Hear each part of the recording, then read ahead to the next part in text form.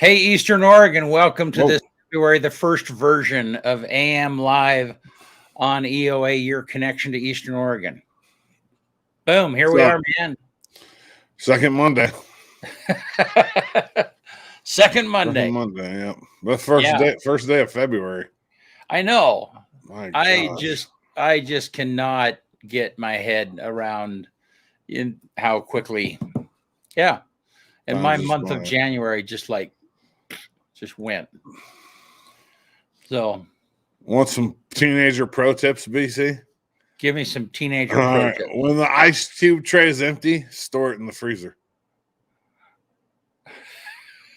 If you scrunch up a towel correctly, you can make it stay wet forever. Leave 2 squares of toilet paper so you don't have to change the roll. Load ice cubes into your hydro flask with 60% accuracy.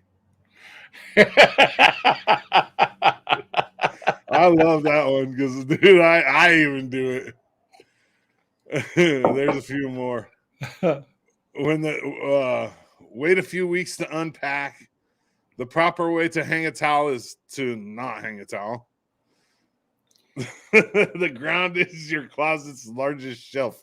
Use it accordingly. Oh, these are great. Empty food boxes go back in the pantry. Oh man, there's a ton of them. Yeah, they're funny. When the trash is full, put more trash in it.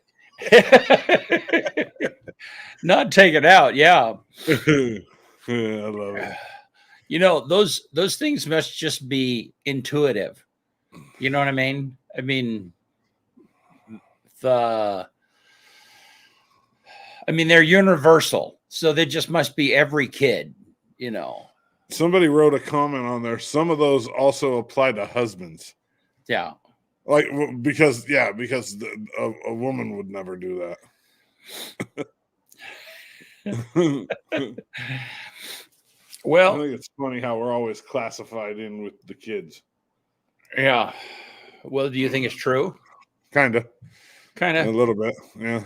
I mean, Yeah. Even I have to, it's kind of funny because when I clean stuff up, I'll clean it up or clean the kitchen up or whatever it might be. And then I think, okay, would this look like it would look if Tanya cleaned it up? And like, all right. Nope, I got to do more, and so then take it to another level. Yeah. So then it helps me to go back. It's like, oh, okay. Oh, yeah, she would put that away. I need to do that too, So, yeah. Keeping it clear with Cody Bowen Thursday, 5:30. Who's the guest? Humphreys? I think that's. I'm looking right now. Let me look, and I'll tell you guys who the guest is. He's the school resource officer out at Cove, Union, and North Powder. Oh, cool. I think it's Tony Humphreys. I'm going to check real fast. Deputy Humphreys. That sounds right. Does that sound right? Tony, yeah. Yeah, Deputy Humphreys, school resource officer for Cove, Union, and North Powder. So good deal. He's going to join us on the Cody Bowen Show. Brand new sponsor, Loveland Safe Rides. So, yep, should be fun. Appreciate Kevin for doing that. He's a big supporter of our law enforcement. I had something there, but I went away. So, yeah, it'll be called a brain fart. Yeah, I have them all the time. Yeah, it's right on the tip of your tongue, and it just poof disappears. Yeah. Well, hey, let's look at the outside here. Ugh, nasty. Get out of here. Yeah, it's just kind of cold and frosty and crappy. Yeah, it just kind of is what it is right now. Yep. Yeah. Not a fan. I know. Oh no, I know what I was going to say. I was going to say. So you did a Cody's kid, his daughter. Oh yeah, did that signing. When was that? Last Thursday. Yeah, she signed with OSU to play softball. Yeah, it was pretty cool. Yeah, Yeah, that's cool. And we've had a real strong women's softball team here for a number of years, haven't we? Yeah. Yeah. I mean, it's been there for quite some time, from Cachado to nowadays. I mean, with Cody and Woody and Yeah, that's kind of what happens when you have kids that start playing softball or any sport as elementary kids. Yeah, well, the parents have to be invested. Yeah, right. Because it costs a lot of money and a lot of time. Yep. So then, by the time they get to be high school kids, you got a pretty good program built up. You're hoping you get a return on your money. Yeah, you hope so. Yeah. Like a full rider. Yeah, in the case of Cody's kid, she's got a scholarship at, would you say, OSU? State, yeah. Yeah. So, all righty. Well, let's if I can find it here, let's take a look at what Gabe has to tell us about the weather. Heading into today on Tuesday, I'm tracking those temperatures to drop down into the upper 20s to lower 30s for most of us. Although I think that snow will just stay confined to Meacham, LeGrand, Baker City, and John Day, as we'll see additional 1 to 3 inches of snow. Higher end of that as you get into higher terrain. Otherwise, I think it will be too warm to see much of anything up in Pendleton. I think it will remain dry down south as temperatures will top out near freezing with lots of cloud cover. Heading today on Tuesday into LeGrand, it does look like this. A few snowflakes could be around in the morning as temperatures start out in the upper 20s. Otherwise, increasing chance of seeing that snow move in as we progress throughout the day. Southwesterly winds in the morning will change to the northwesterlies in the evening, gusting up to 25 miles per hour in areas towards the second half of the day. Here's my short-term forecast for the Grand Ronde Valley. Highs will top out at 33 degrees tomorrow, dipping into the mid-teens overnight. I think that will break into more of dry pattern into Wednesday, but we could still see some of those snow showers in the mix with temperatures below freezing. Dude, he's so good. My God. I know. He's just like smooth. We need to keep him hidden. I'm going to keep saying that. We got to keep that kid hidden. Yeah. He's a gem. He is a gem. Holy mackerel. He's so good at it. I talked to him last night. He sounds like a weather guy, too. He does. He's just like, he's good. You think he practices that, or do you think it's just there? Well, I don't know. I know he doesn't write out a script, I think he just goes over that stuff. He probably practices it a couple of times until he has it down and just does it. I don't know how many takes he does. So, yeah, for those of you that don't know, that Gabe lives out in Somerville, 17 years old, clearly really serious about weather, and produces all of that. Awesome. Yeah, so it's good. Well, Timothy Bishop, the new economic director from LeGrand, is going to be here with us in just a minute, right after this commercial.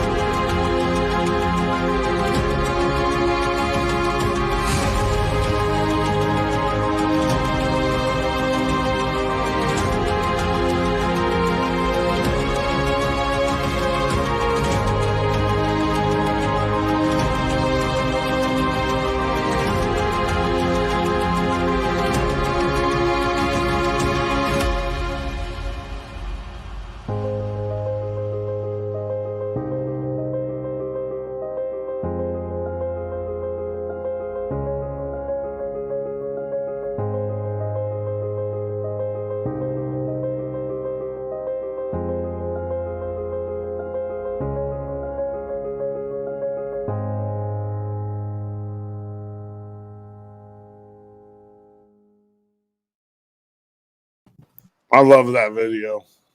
Yeah, that's pretty good, isn't it? I Yeah. like it too. Hey, Timothy, how are you? I'm good. Good to have you with us today. And so you are the new economic development director. That's a mouthful for LeGrand. And it's good to have you here. It's good to have you in LeGrand.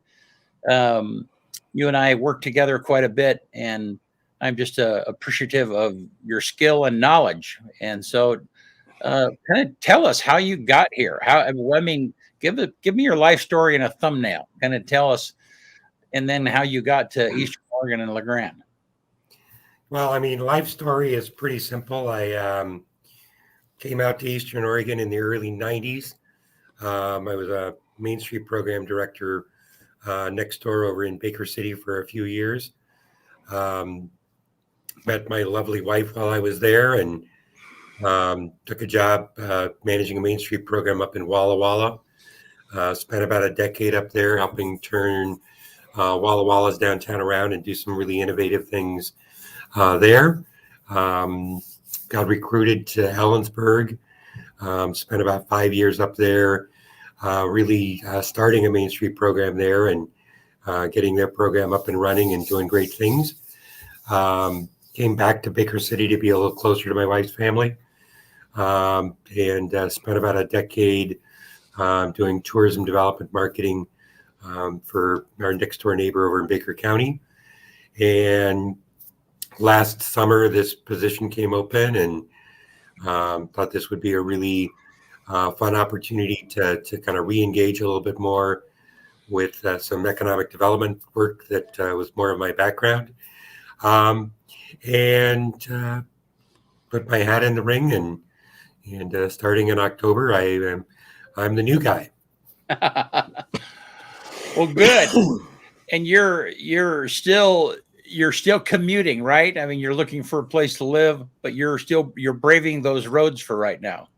I'm still commuting. I think we've all heard from a lot of employers and folks that housing is a it issue is here, and yep. And so at this point, we're just doing a little commute. Knock on wood, it's not been horrible most of the winter, so a little sketchy some mornings, but it's not been bad, and gives me a little time to kind of clear my head at the end of the day and shift into gear and get focused in the morning. So I think we're doing okay with the commute. Oh, good. Going from here to Baker and back would be better than going from here to Pendleton and back. That's yeah. That section of the interstate gets closed a little bit less.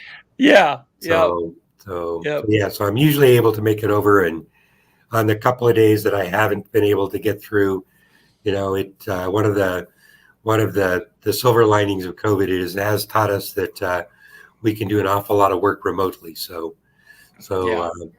in those rare occasions when I've had to work from home, I've been able to do that and still be pretty productive. And yeah, well, thanks for making the trip over earlier than what you normally would this morning to be here. So economic growth is kind of a mushy. I mean, I've always felt sorry for. I mean, I was pretty good friends with Christine Jarsky. Knew Charlie before Christine Jarsky, and knew Dave Stark, who was the economic guy for Union County, and it's Dan Stark, excuse me, and it is like a thankless job because you can work and have one store come in, one major store, one big win that everyone sees, over the course of a couple of years, 2 or 3 years, maybe longer than that. But you have people like, well, what does he do all the time? What do they do? I mean, it's just the wins that people see aren't that often, just because it is so much work. I don't know, maybe talk a little bit about what are some of the wins, maybe the subtle things that change that people might not be able to see when the climate is changing. Well, and I think, that's always a good question. And I think even today, particularly, it's an interesting question because I think when we talk about economic development today, we are still in a real sort of recovery mode, coming out of COVID and trying to get back into a position where our economy and our businesses feel a little more resilient. So a lot of the work that we're doing, and in part just because I'm new, we're really doing a lot of data collection right now, really trying to figure out where our businesses really are, what are the real challenges that are preventing them from being successful and growing. And when we think about recruitment, what are the real strengths that we can draw people and businesses to Union County and LeGrand in particular. So, and it is challenging because some of those things are, workforce and labor. How do we, make sure that businesses that are doing well and could potentially be growing can attract that workforce they need. A lot of those issues are related to supply chain challenges that are still a big issue. We still have lots of disruptions in the supply chain, both at the local and domestic level, but even internationally, things that are happening well outside of our control that are really impacting the supply chain for our local businesses. So a lot of that stuff is really hard to see. But I think one of the things that we try to do is, talk about all of the small success stories that we can along the way. And so I think when we start to look at that and we look at, projects like the local and projects like the landing, there are small little projects that are still moving forward. We just finished up a business retention and expansion study with the help of the folks from RDI, Rural Development Initiatives. And one of the really interesting sort of success stories is about 30% of those businesses that were surveyed as part of that see themselves as being in a position to expand sometime within the next 3 years. So even coming out of COVID, there are local businesses who are either still doing well or see themselves recovering to the point of being able to expand. So I think those are success stories. And sometimes we just have to make sure we're telling those success stories so that people, aren't just waiting for, the bare lot to get a building on it and some new store that they don't recognize. But, how can we tell the story about those businesses that are successfully able to expand, to grow their product lines? I think a really interesting success story here, just thinking about Heinz Meat. Here's a small local business, worked with economic development. We're able to help them through the call for projects with some of the work they had to do to open their business. They've now expanded. They've got a second location in Pendleton.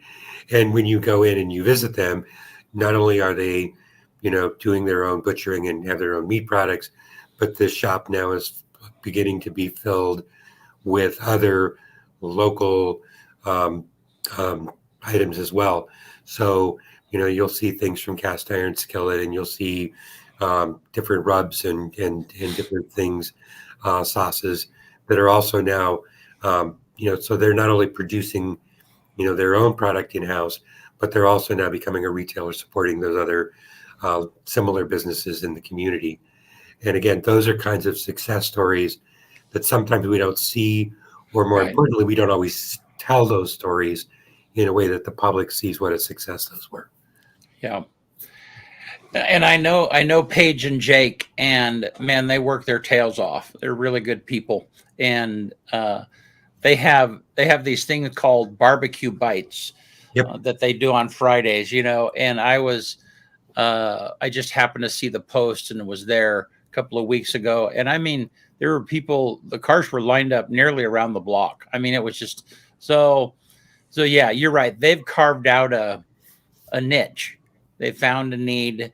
You know, I guess one of the things I noticed when I first moved to Eastern Oregon, you know, over 25 years ago, is that there's a huge amount of the workforce that is driven by small business people. You know, I mean, there are a few large employers, but I mean, small business people, entrepreneurs just starting something from nothing is huge. I mean, there's a huge amount of that. No, I mean, small businesses are the backbone of our economy. Um, and I think that's one of the things that we've seen with COVID is um, when we've had economic recessions in the past and economic downturns, you know, we usually mark that, you know, when we see a large business close and we see big business kind of struggling. But COVID particularly has been really brutal on that small mom and pop business. Um, and I think that's part of the challenge of recovery and getting to resilience. Um, the other thing that I think is really important, and one of the things that attracted me to this position is I think LeGrand, as a city council and staff, and I just think as a community, really understands that. I think we all want to make sure that we're proactively out there recruiting new industry, new businesses, but we understand that small independent businesses and entrepreneurs that are willing to take the risk and start those businesses are really the long-term drivers of our community. They're what sets our community apart from others. They're what makes us unique. And by and large, you know, they are collectively sort of the largest employment base and real driver of the local economy. Hmm. And so, you know, work that my predecessors were doing, starting the Main Street program, which was a big part of Charlie's legacy here. You know, Christine's work, getting the Ignite Center for Entrepreneurship, really kind of getting that ball rolling. I think that ability from an economic development perspective to say, yes, we're always casting that big net for those big wins that, you know, are going to come our way or that we can attract our way. But really building a stable, resilient economy really starts at the sidewalk level with those mom and pop entrepreneurs. Yep. Talk about, I mean, I just had someone recently, you know, who was starting a business and wanted us to do a video for them. And we were kind of started to talk about that. And when I told them about Ignite and the resources that are going to be available for them, that was new. I mean, they were very excited about that. And some people might not even understand what that is. I mean, I know that was a vision of Christine's that she really carried. Talk about what Ignite does and how that fits into this whole small business thing that we're talking about. Yeah. Well, I think Ignite is one of many entrepreneurial resource opportunities out there. And Ignite, I think, to be honest, is a project that is in transition and has morphed like many projects in response to COVID. I think our original intent with Ignite was to really make it sort of a one-stop shop, new business owners, entrepreneurs thinking about a business, a place to connect with those resources, kind of morphed based on what we saw as demand and need for more remote workspace. A lot of folks who maybe were starting their business, getting the business up and running, needed someplace besides the kitchen table to, you know, host webinars and do trainings and just work on their business, or even just meet with clients, you know, that without, you know, doing it at the kitchen table. So that sort of remote workspace is still a core function, and we are seeing some increase in demand for that as we're seeing remote work now be sort of more of a normal part of the economy.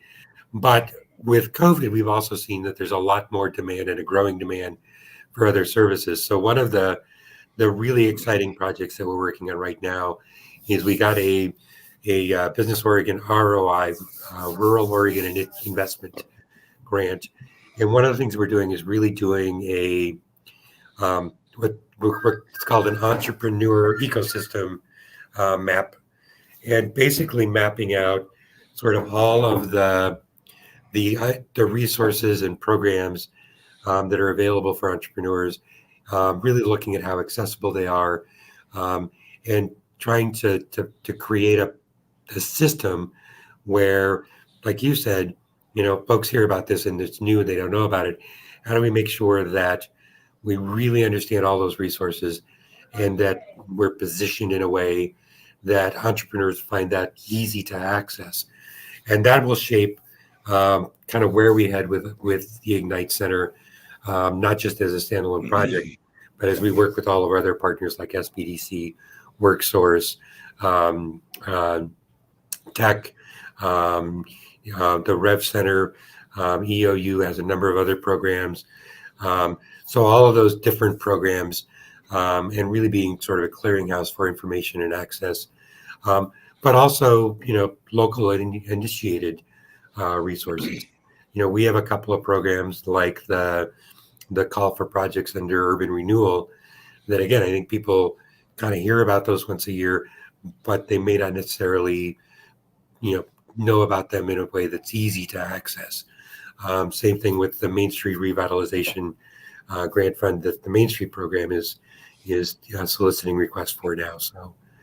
So I think, the Ignite Center is one piece of that broader ecosystem map, and making sure small business owners and entrepreneurs who are thinking about starting a business know how to find those resources. And then I think the last piece on that project will really be to really take a bigger assessment of all of those programs, all of those resources, and really make sure that we're offering products and services in alignment with what business owners really need, in sort of all sort of points in that business life cycle. So an entrepreneur who's kicking ideas around, getting ready to start, somebody who's got a small, manufacturing business and an Etsy storefront wants to scale up and do a bricks and mortar storefront. Somebody, like, we mentioned Heinz Meat, they've got one location, they're ready to expand at a second location. And how do we scale for expansion is a different set of tools than how do we start a business. And even some of our businesses that have been longtime sort of legacy businesses, how do we work with them and provide the tools they need to plan for succession, whether that's a sale or a retirement or passing that business to the next generation. So all of those life cycle segments in that business really have a different set of needs, and we have different programs and resources that fit within that life cycle. I get that. That's a lot. And when I first started in the spare bedroom of my house, I guess it's been almost 13 years ago now. I had grown up in a small business family, but didn't really know about the nuts and bolts of it and stuff. And I had been laid off from a job, and so I was on unemployment. And there was a program through the Oregon unemployment where if you submitted a business plan, that for a certain period of time, they would continue to pay your unemployment until you got your business off the ground. I mean, there was a time. So in other words, rather than going and looking for a job, your obligation was to do a business plan and continue to work that business. And that was essential in me getting off the ground. Not only the support of being able to have unemployment while I was trying to get the business going, but also, it forced me to do a business plan. I don't think I would have had I not been cornered into it like that. And that was essential for me going forward. It was, and sobering too, to figure out is like, yeah, I had this dream, I had this idea, but was it really going to pay for itself? Would it eventually pay for me? And that was tough. That was brutal. No, and I think, things like that are really essential. One of the one of the observations that I've made is there are a lot of really great business owners out there um, who have never done a business plan. and and sometimes that's just great. They're great entrepreneurs. They have a great sort of, they just it works and they know what to do, um, and that works great until we have an issue like COVID come up that sort of upends that business model. And so I think even what we're seeing now is a lot of our business owners that we're talking to are really at that phase where they're coming back and they're some in many cases creating that business plan for the first time, just because they've kind of always known intuitively how to run a good business, but then the business landscape changed, and so working with a lot of those businesses to figure out not so much how to start a business, but really how to adapt and respond to an economy that's changed around that business is a big part of where we're at right now, trying to move out of this recovery mode into a more long-term resilient mode where we have that business acumen, where we're flexible, we're adaptable, and we're able to do that based on opportunity, not crisis. Yeah. We are one of those businesses that have done really well during COVID because, this platform is a perfect example of how we've kind of shifted. We were already streaming. We were already doing that stuff, but the COVID just kind of was created really an advantage for us. And so, we've done really well, and that's not, that's just, I feel very badly for others, and it doesn't mean that it's still not a challenge for us, but we just were able to adapt in a way that it continued, allowed us to continue. Now, I feel terribly sorry. And Kyle and I've talked about this a ton. Those businesses that have a restaurant or something like that, they're literally dependent upon people walking through the door.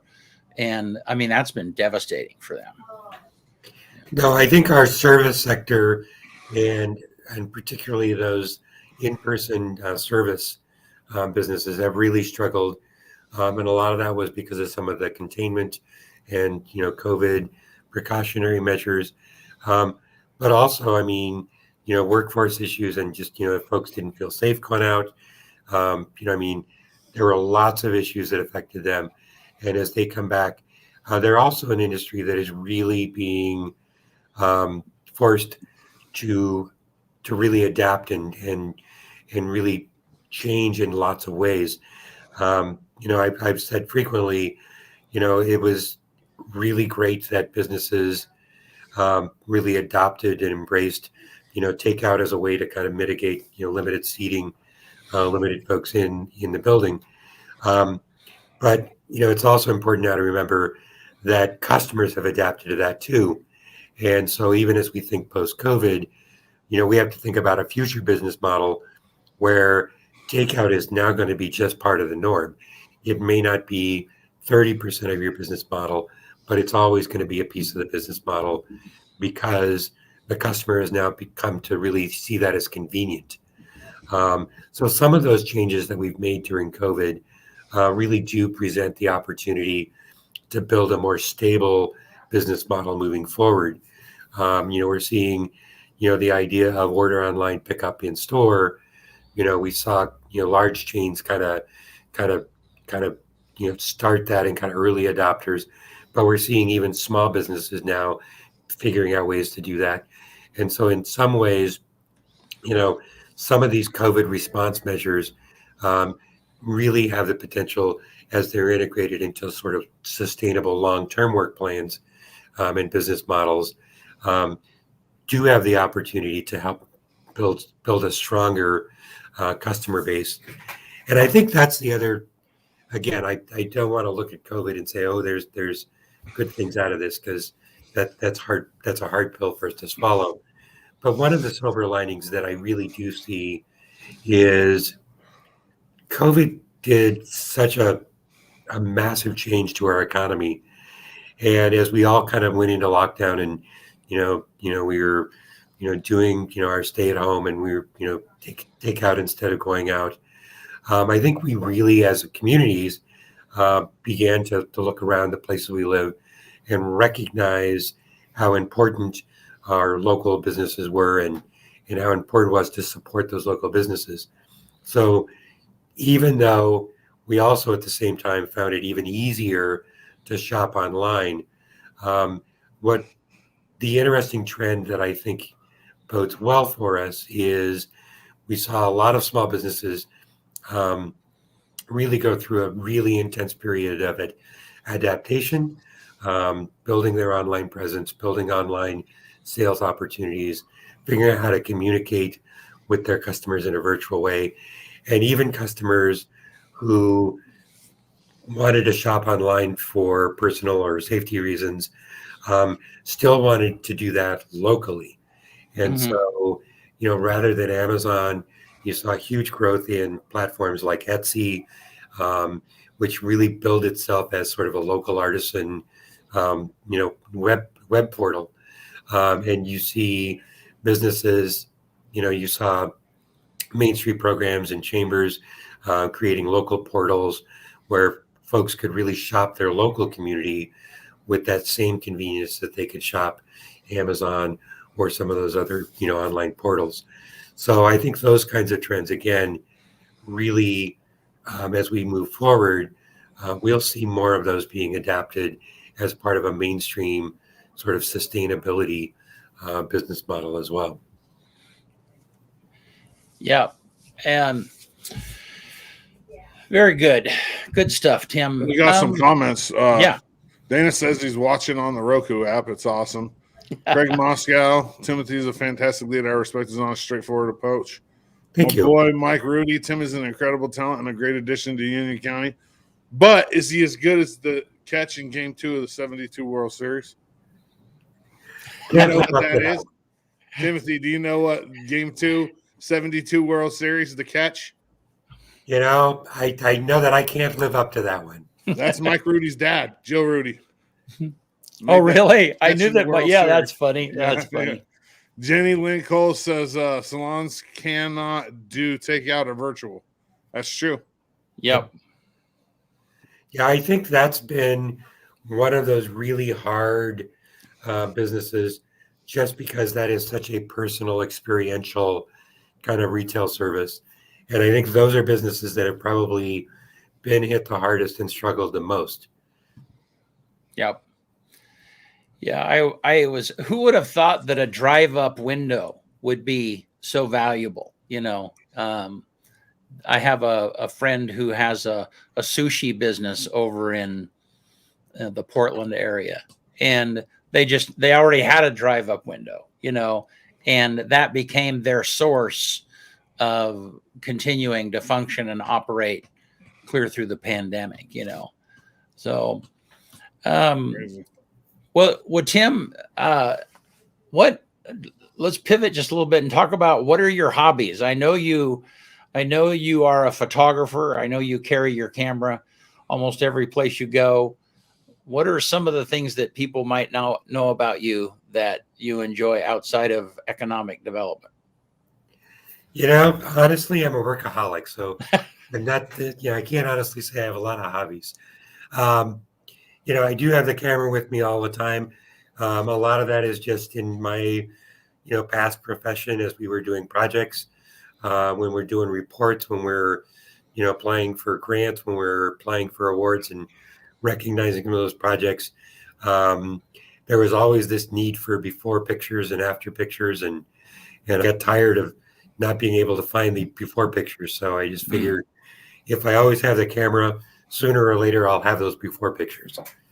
And it's a great way to sort of visually track, like you had mentioned earlier, sort of those cumulative small success stories that people may not see, or recognize, as a one-off sort of small scale success project. But when particularly when you're talking about like downtown LeGrand, when you look at a streetscape after one new business goes in, you don't really see a change. But when you look at that same streetscape 4 or 5 years later, and 3 buildings have been renovated and there's 5 new businesses, that cumulative visual impact. The other thing is just, we live in a digital world. And so even economic development We always need visual content for our website. We've got a LinkedIn page that's actually getting a surprisingly a lot of traffic. We've got a Facebook page. So always looking for content there. In terms of hobbies, I mean, my hobbies are really just, I love the region that I live in. I try to get out when I can and go explore other communities, steal great ideas, and really just explore, the great communities that are around this region. Nice. Well, awesome. Do you have any advice, somebody who's starting a small business or thinking about it? What would you advise them? Have any from the years experience, the things that you've seen succeed, and those that haven't? Do you have anything you've extracted from that? I think first thing I would do is I invest in a lot of antacids. You're going to have a lot of heartburn along the way. And the second is, do some homework, reach out to your local economic development team. If you're looking at downtown, reach out to your Main Street program. The SBDC, every community has a small business development center. I would, take advantage of the internet. There are internet groups for all kinds of business owners.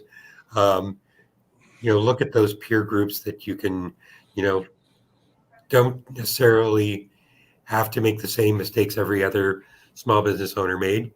So there's a lot of peer learning to be had out there. There's lots of organizations, industry associations, but starting with your chamber, your Main Street, your SBDC, your local economic development office, start there to look at the resources that might be available.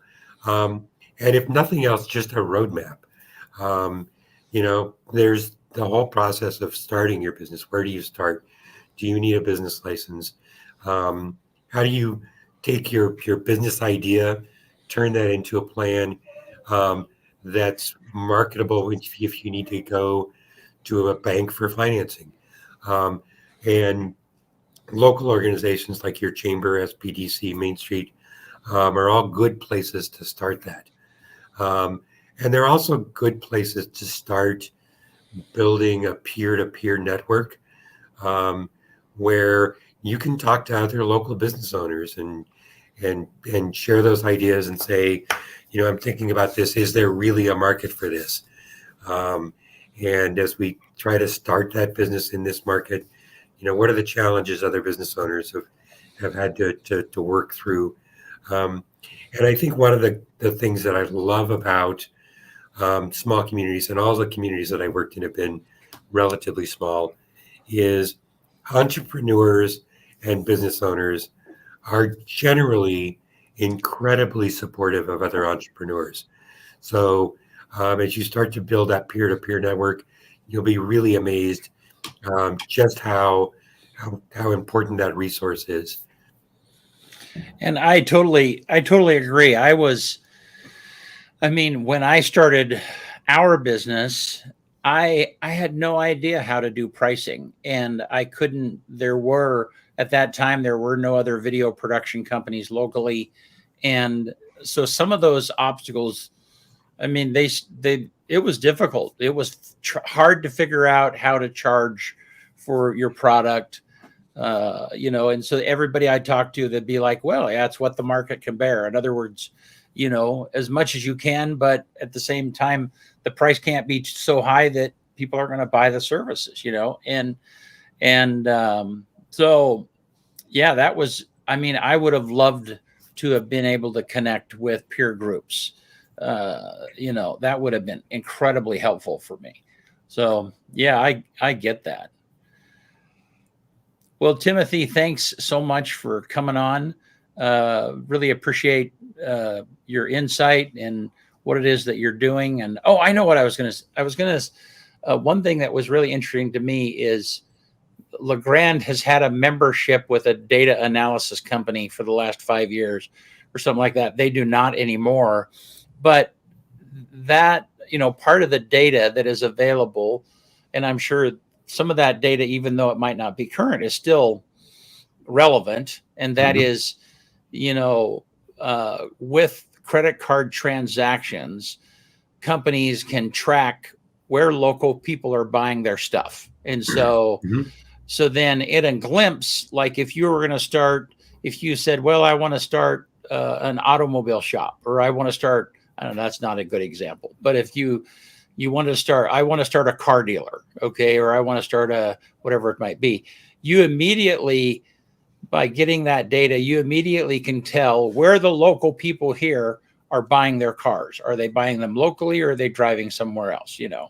And I mean, we've talked a lot. One of the biggest leakage areas, that's what they call when people buy it somewhere else, is clothing. We just don't have as many opportunities for people to buy clothing here as what there have been in the past. And there's a percentage. I mean, you can tell it's like 80 or 90% of the clothes that are purchased by people in Union County are actually purchased outside of the area. And that's incredible data if you're trying to start a business. No, it's great data, and it's a good place to always start looking at, the most current retail leakage and surplus data to tell you, kind of what people are spending their money on. And there's opportunities to look at that and say, for instance, we know that out of that data, retail apparel is a big leakage area.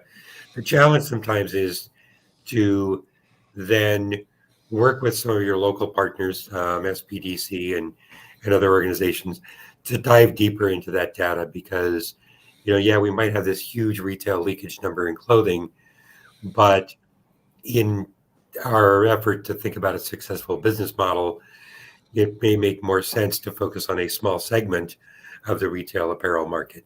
For instance, what's the leakage in women's, professional apparel, or, men's professional apparel. And that gives you an opportunity to also identify where there's a more competitive gap for a new business model to come in and capture some of that leakage, rather than saying, well, everybody, buys clothes out of town, so I'll just open this big clothing store without understanding sort of what type of apparel they're buying. And I think, the other side of that retail leakage surplus is, if we look at the surplus side, we can begin to say, okay, wait a second, there are these three segments maybe where we as a community are selling more of these product lines than we typically are able to support with just our own population. So that means folks are coming here to buy these things. Are there ways to expand that market segment? And so from either a business recruitment or an expansion mode, recruiting into those segments where we already have overperforming clusters is also a strategy that we would use. Interesting. Well, Timothy, thanks so much. And people can, if they want more information or they want to talk to you, they can get a hold of you. Your office is at the City of LeGrand offices downtown, right across the street from our offices here, 4th and Adams. And really appreciate you taking the time to come on this morning. Thank you. Glad to be here, and appreciate the opportunity. Yeah. All right. Thanks a bunch, Timothy. Thanks. Mike Rudy, yes, sir. Justin Rock, good morning. Good morning, That's not JB. Really my cup of tea right there, BC. I was over here like, really? You were all over the conversation, dude. I was trying to stay away. You looked for a minute like you were in church. Don't go there yet. Like if I start snoring, I'm in trouble. Yeah. Oh gosh, I made it though. You did. On this day, February 1st, 1788, the first U.S. steamboat patent was issued by Georgia to Briggs and Longstreet.